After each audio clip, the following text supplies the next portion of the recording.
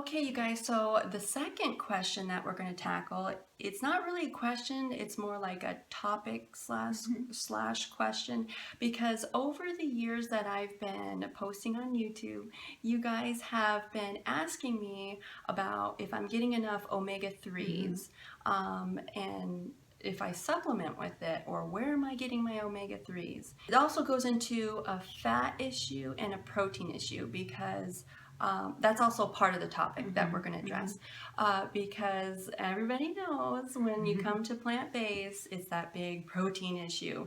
It's that big protein issue, but we kind of all know that protein really isn't an issue, but because this is something I've been wanting to do a whole nother video on just myself too, to address, that I kind of have, I agree with it, but I kind of don't agree with it also. My thoughts and opinions on omega-3s, where I get my omega-3s, I mean, I track just as hard as Adrienna does on Chronometer, and I notice that I do get plenty of omega-3s on raw veganism, and then of course veganism, plant-based.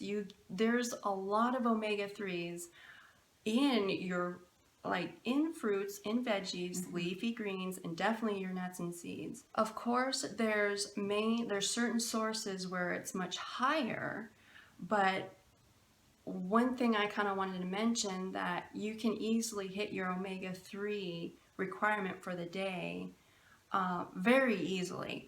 I've tracked it on Chronometer even last night before we did this video. And that's why I think it's really important to eat a lot of the leafy greens. A lot of people stress leafy greens because just in an 8-ounce serving of kale or spinach gives you about half your daily recommendation of omega-3s.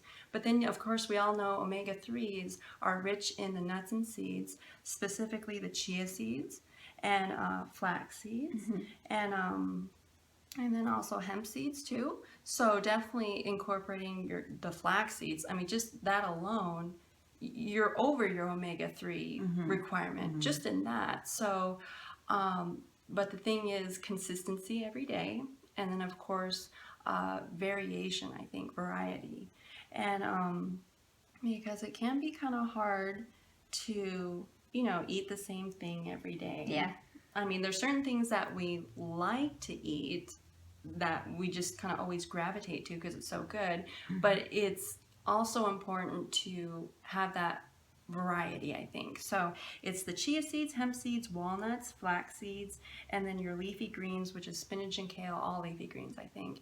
But I know for me, my personal experience, that a lot of people ask me, I certainly do get enough omega-3s, but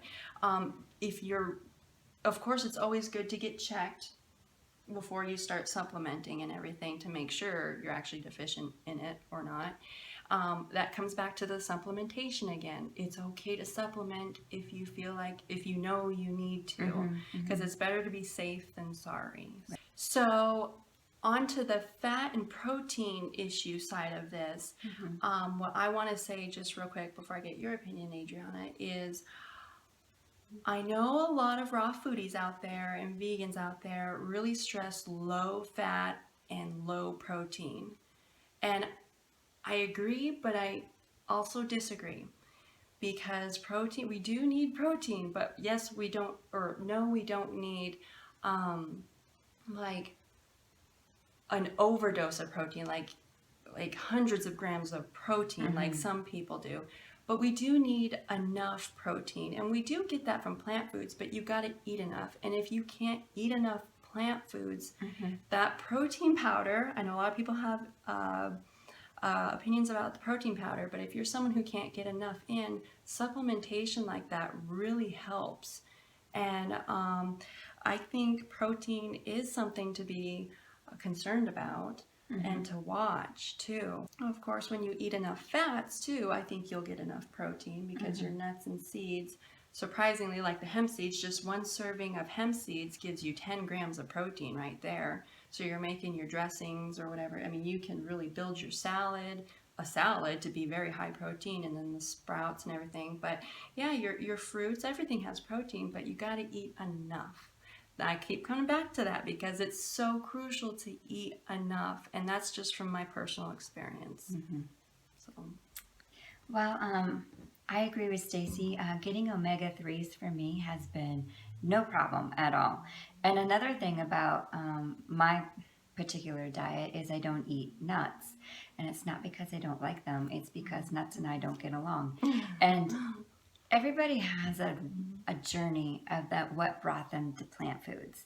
And Staci's journey is a lot different than my journey, and what she overcame and maybe is still overcoming is different than myself, and I'm still on my journey.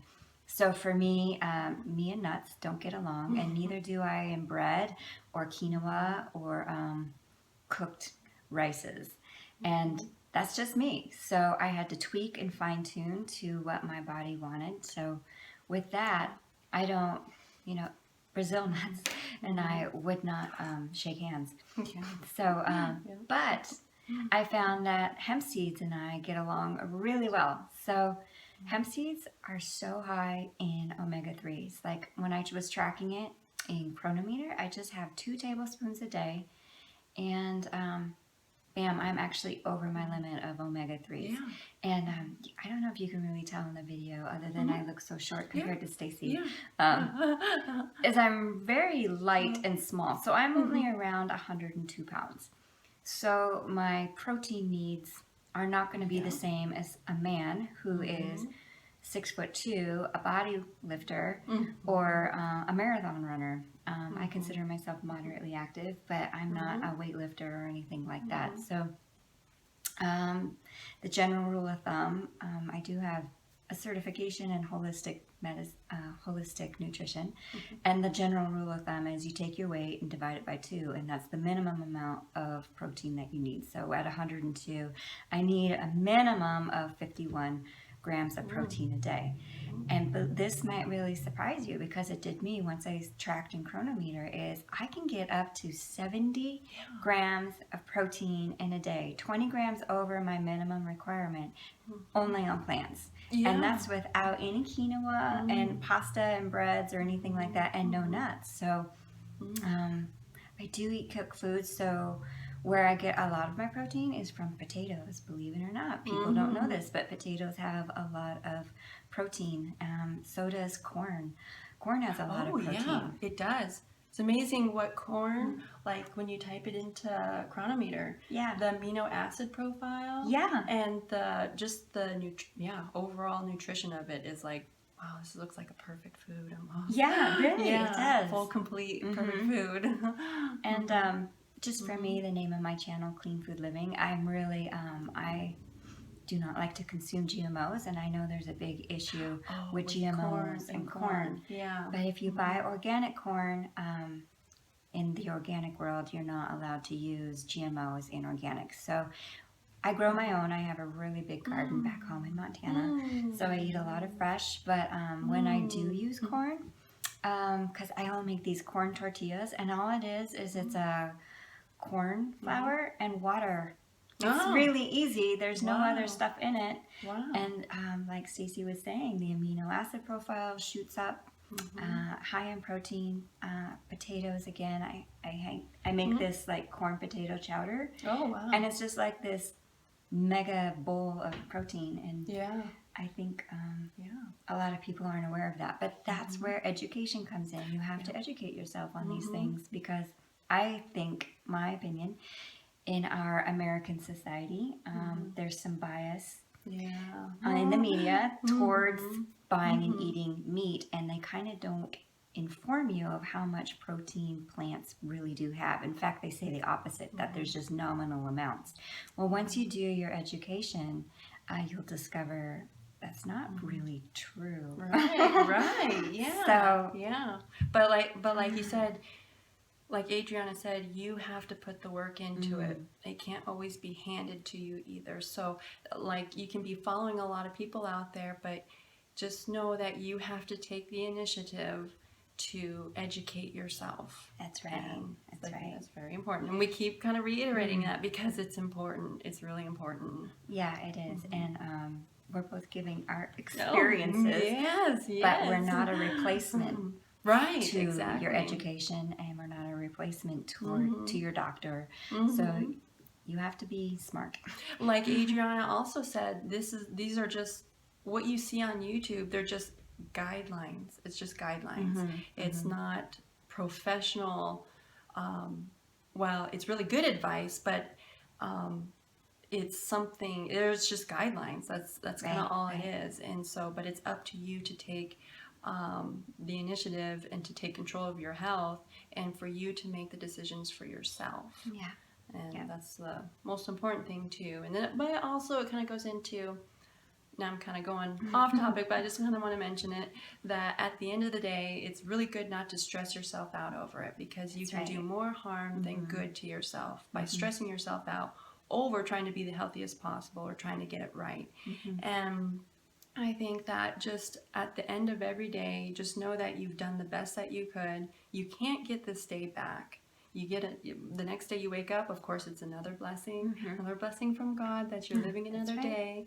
But just know you can't get this day back. So don't stress, because each day that you're worrying and stressing about it, each day that goes by, it builds, and then before you know it, you're stressing weeks and months over your health. It's like, that's not healthy. That's not healthy. Just know that you just do the best that you can, and that's all that matters. Right. Agree. Yeah.